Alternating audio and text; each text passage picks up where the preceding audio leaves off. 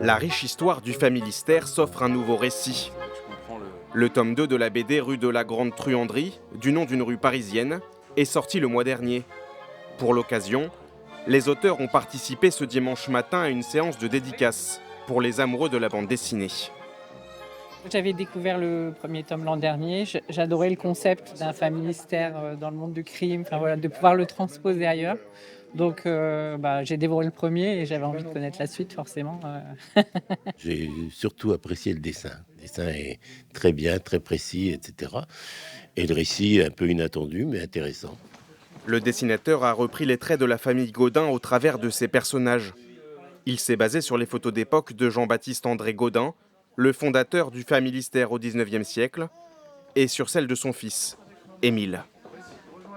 La seule photo qui est iconique de lui, il a quand même une sacrée dégaine, une sorte de barbe comme ça qui en collier, une houppette un peu brillantine, voilà.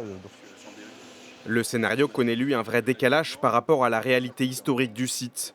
Dans la BD, le Familistère de Guise, fermé en 1968, est transposé à Paris. Les habitants ne produisent pas d'appareils de chauffage en fonte. La collectivité se veut ici l'épicentre d'activités criminelles en tout genre. J'ai essayé de trouver un modèle de familistère qui se nourrirait de l'intérieur et c'est de là qu'est née l'idée, qui est un peu la confrontation entre Zola et Gaudin, puisque c'est un peu Cosette qui rencontre Gaudin. Et en fait, elle repart à Paris, vivre dans la misère et recréer un familistère qui ne correspond pas vraiment aux valeurs de Gaudin. Et donc, c'est un peu la guerre des utopies. Le premier tome sorti l'an dernier a rencontré un certain succès auprès du public.